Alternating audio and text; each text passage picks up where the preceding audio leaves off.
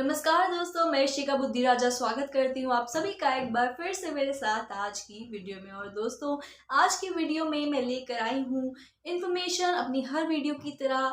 लेकिन आज की वीडियो जो है वो है बिगनर्स के लिए जो समझना चाहते हैं म्यूचुअल फंड्स को।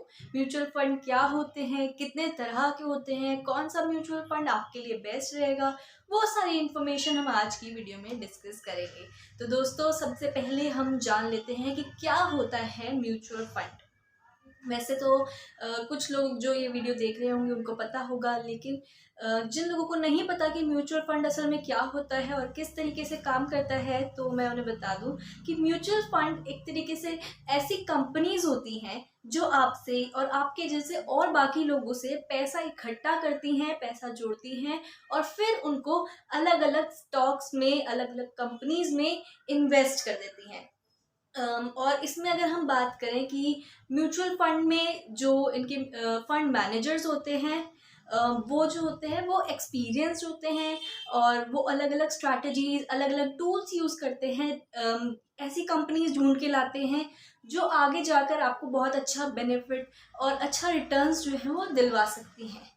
तो इसलिए अगर हम देखें तो म्यूचुअल फंड कंपनीज जो है वहाँ पर एक्सपीरियंस लोग मिल जाएंगे आपको। अगर वहीं पर आप इन्वेस्ट करें अपना पैसा और आपको इतनी नॉलेज नहीं है, इतना एक्सपीरियंस नहीं है, तो आप एक बेस्ट कंपनी जो आपको अच्छे रिटर्न दिलवा सकती है उनके बारे में नहीं पता होगा। लेकिन वहीं पर अगर हम बात करें म्यूचुअल फंड कंपनीज की, तो वहाँ पर जो फंड मैनेजर्स होंगे वो इतने एक्सपीरियंस्ड होंगे, इतने टाइम से वो लोग काम करते हैं, तो उनको पता होगा कि कौन सी कंपनी जो है अच्छा रिटर्न दिलवा सकती है या इस कंपनी में कितना स्कोप है।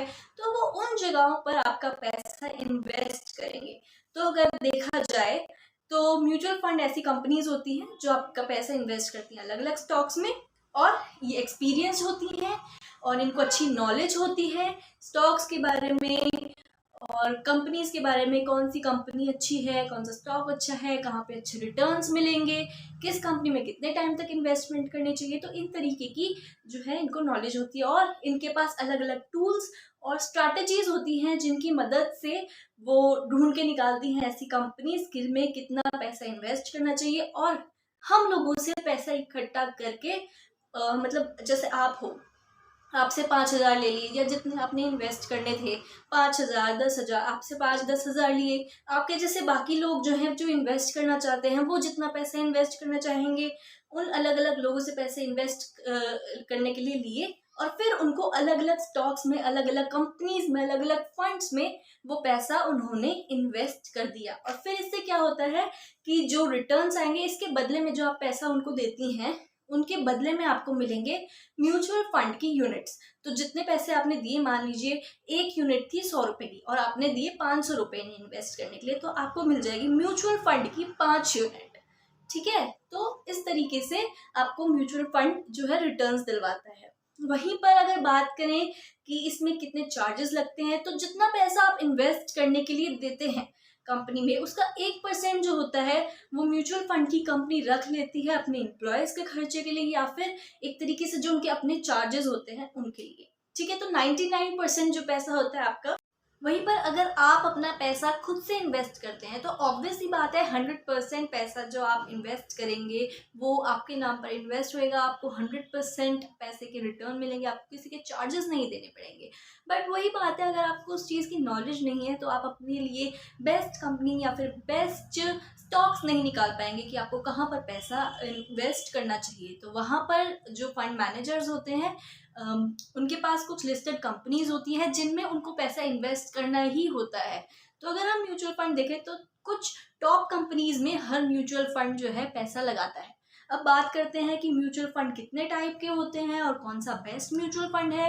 तो मैं आपको बता दूं कि एज सच कोई बहुत बेस्ट म्यूचुअल फंड नहीं है। हम म्यूचुअल फंड निकालते हैं हमारी अपनी नीड्स के हिसाब से, हमारी रिस्क टेकिंग कैपेसिटी के हिसाब से। और म्यूचुअल फंड के कोई बहुत लिस्टेड टाइप्स नहीं है कि इतने टाइप के म्यूचुअल फंड होते हैं। हर महीने, हर हफ्ते अलग अलग तरीके के स्कीम्स निकल के आते हैं, अलग अलग म्यूचुअल फंड निकल कर आते हैं जो हमारे अलग अलग नीड्स को मीट करते हैं। तो हमें ढूंढ कर निकालना होता है कि हमारे क्या फाइनेंशियल गोल्स हैं, हमारी क्या नीड्स हैं, हमारे क्या डिज़ायर्स हैं, तो हमें उनके अकॉर्डिंग अपने लिए बेस्ट म्यूचुअल फंड ढूंढना होता है।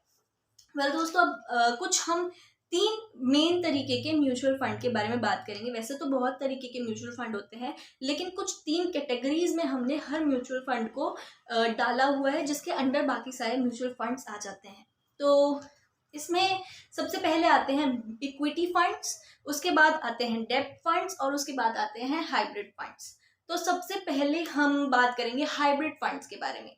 तो हाइब्रिड फंड जो होते हैं वो एक तरीके से इक्विटी और डेब्ट दोनों, इक्विटी और डेब्ट दोनों फंड्स का मेल होते हैं, ठीक है। अब अगर बात करें डेब्ट फंड्स की, तो डेब्ट फंड्स ऐसे फंड्स होते हैं जिनमें रिस्क सबसे ज़्यादा कम होता है, इसमें लो रिस्क होता है, क्योंकि जिन कंपनीज में डेब्ट फंड्स पैसा लगाते हैं वो कॉरपोरेट या फिर गवर्नमेंट बॉन्ड्स की कंपनीज होती हैं, जिसमें डेब्ट फंड्स पैसा लगाते हैं। तो इनके रिटर्न्स भी जो होते हैं वो लिमिटेड होते हैं कि इतने रिटर्न्स जो हैं इन कंपनीज से आएंगे, बट क्योंकि इनमें रिस्क जो है वो लिमिटेड होता है, तो इसीलिए रिटर्न्स भी हैं जो लिमिटेड ही होते हैं। बहुत हाई रिटर्न्स आप इसमें एक्सपेक्ट नहीं कर सकते, बट इसमें हम जो है अच्छे जो कहते हैं लिमिटेड रिटर्न्स हम एक्सपेक्ट कर सकते हैं।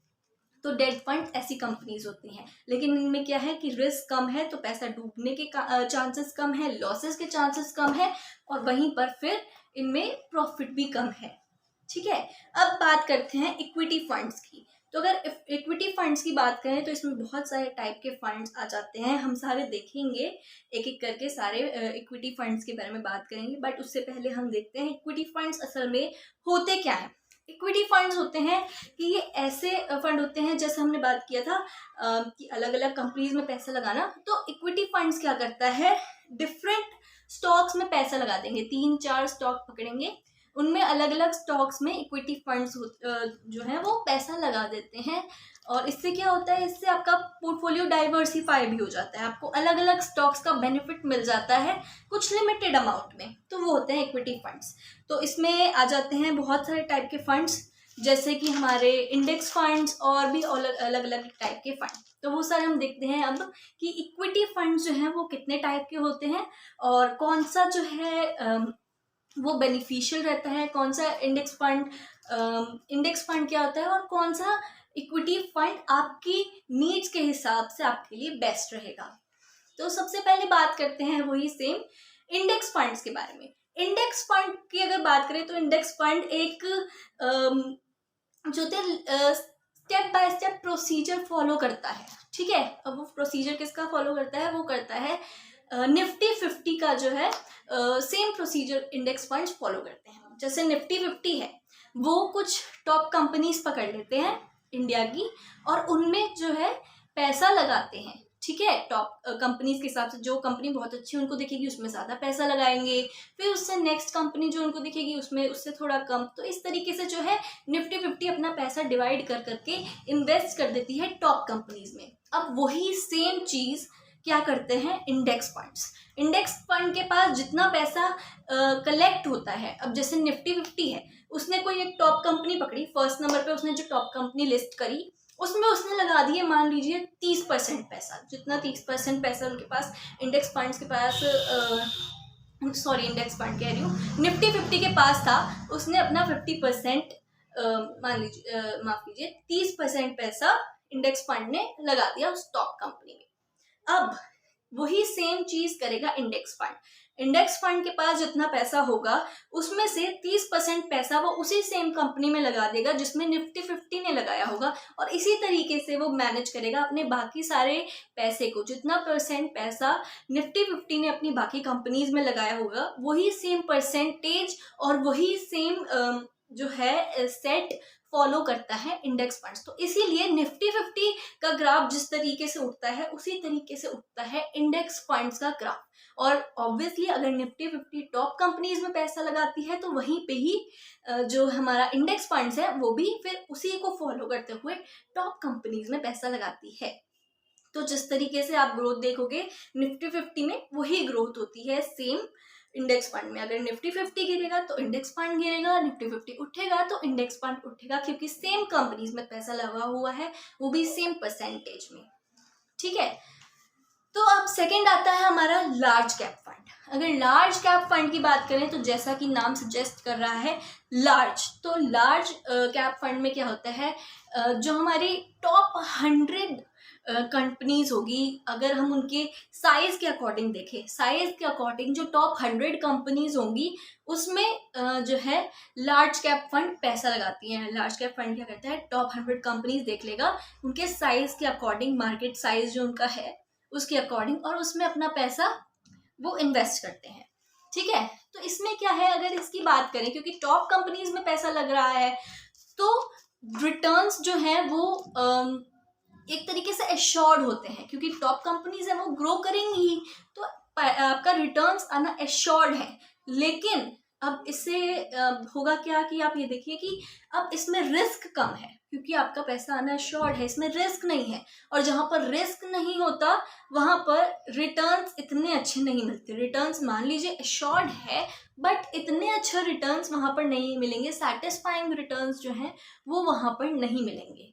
ठीक है, फिर आती है हमारी mid cap funds. Mid cap fund होती हैं कि मार्केट साइज के हिसाब से 101, क्योंकि लार्ज कैप फंड 100 कंपनीज तक में पैसा लगाता है, तो मिड कैप जो है 101 से लेके टॉप 250 कंपनीज जो हैं उसमें पैसा इन्वेस्ट करती हैं, क्योंकि इसमें थोड़ी और एक्स्ट्रा कंपनीज आ जाएंगी जो टॉप कंपनीज के बाद कंपनीज हैं, तो उसमें क्या होगा कि वो या तो ग्रोइंग कंपनीज होगी या फिर ग्रो कर चुकी होंगी लेकिन और डेवलप कर रही होंगी, तो इस तरीके की कंपनीज आ जाती हैं मिड कैप फंड्स में। तो इसमें क्योंकि रिस्क थोड़ा सा ज़्यादा है लार्ज कैप कंपनीज से, तो इसमें रिटर्न्स भी ज़्यादा आने के चांसेस हैं in comparison to large cap funds. फिर अगर हम बात करते हैं स्मॉल कैप फंड्स की, तो स्मॉल कैप फंड में होते हैं, जैसा कि नाम ही सजेस्ट कर रहा है स्मॉल, तो स्मॉल कैप फंड में आती है हमारी स्मॉल यानी कि छोटी छोटी कंपनीज आ जाती हैं जो क्या कर रही हैं, छोटी छोटी कंपनीज जो मतलब बिल्कुल छोटी नहीं ऑब्वियसली, बट जिनमें आगे फ्यूचर में ग्रोथ देखी जा सकती है। अभी वो कंपनीज नई शुरू हुई हैं, न्यू है मार्केट में, लेकिन उनमें आगे स्कोप देखा जा रहा है, तो उन कंपनीज में हमारी स्मॉल कैप फंड जो है वो पैसा लगा देती हैं। और इसमें आती हैं हमारी स्मॉल कैप फंड में देखा जाए तो 250 तक, हमारे 250 तक, हमारे 100 तक हमारी आई थी लार्ज कैप फंड्स, 101 से 250 तक आई थी मिड कैप फंड्स। तो अब उन 250 कंपनीज को छोड़कर जो टॉप कंपनीज होंगी उसमें हमारा पैसा लगाती हैं स्मॉल कैप फंड्स। तो क्योंकि इसमें रिस्क बहुत ज़्यादा होगा, क्योंकि नई कंपनी अगर खुल रही है तो उसके उठने या गिरने दोनों के चांसेस जो होते हैं वो किसी को पता नहीं होता कि अभी कंपनी चल जाएगी या नहीं चलेगी। वो डिपेंड करता है कि वहाँ के एम्प्लॉयज़ कैसा है, उनका गोल कैसा है, किस तरीके से वो कंपनी काम करती है, तो उस पर डिपेंड करता है। तो इसीलिए उसमें रिस्क बहुत ज़्यादा होता है। तो अगर रिस्क ज़्यादा है, मान लीजिए 10 साल 15 साल बाद वो कंपनी बहुत अच्छी चल जाती है, तो आपको बहुत अच्छे रिटर्न्स जो हैं वो देखने को मिलेंगे, क्योंकि स्मॉल कैप कंपनीज जो होंगी उनका आप शेयर भी जो खरीदेंगे वो कम प्राइस में आपको मिलेगा, और बाद में जब काफ़ी टाइम बाद वो कंपनी अच्छी चल जाएगी तो वो जो आपका कम लगाया हुआ पैसा है वो बढ़कर बहुत ज़्यादा हो जाएगा। वहीं पर लार्ज कैप कंपनीज जो होंगी उनके ऑब्वियसली जो उनके प्राइसेस होंगे, जो आप शेयर खरीदोगे उसमें, तो उसके शेयर के प्राइसेस भी बहुत ज़्यादा होंगे, रिटर्न आपको कुछ लिमिटेड ही मिलेंगे जितनी वो ग्रोथ करेंगे धीरे धीरे। तो इसीलिए स्मॉल कैप फंड जो होते हैं उनमें रिस्क बहुत ज़्यादा होता है, और इसीलिए उनमें रिटर्न पाने के चांसेस भी बहुत ज़्यादा उसी तरीके से बहुत ज़्यादा होते हैं। अब बात करते हैं फिफ्थ उसकी फंड की, जो है मल्टी कैप फंड।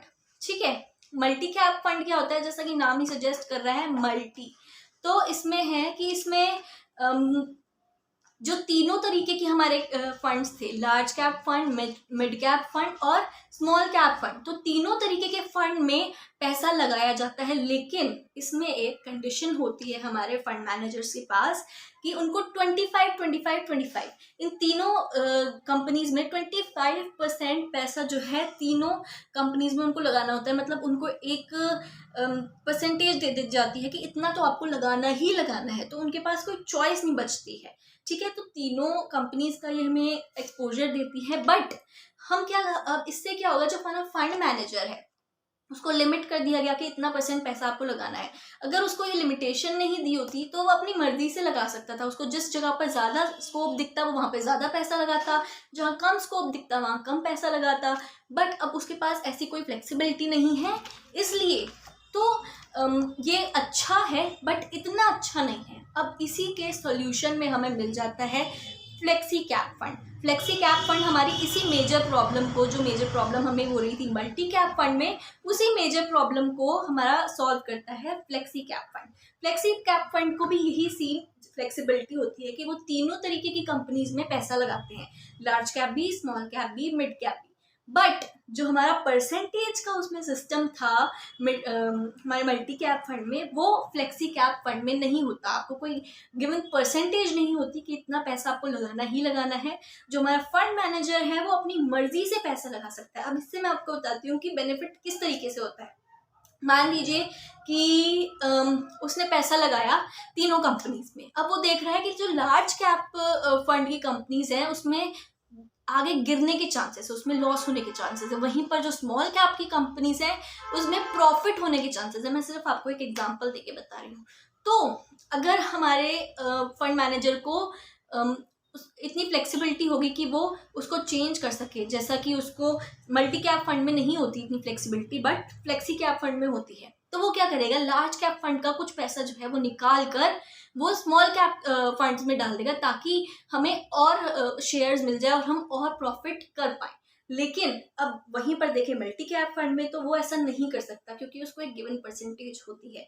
तो फ्लेक्सी कैप फंड में हमें ये फ्लेक्सिबिलिटी होती है, हमारे फंड मैनेजर को ये फ्लेक्सिबिलिटी होती है कि वो अपना पैसा मूव कर सकता है तीनों कंपनीज में।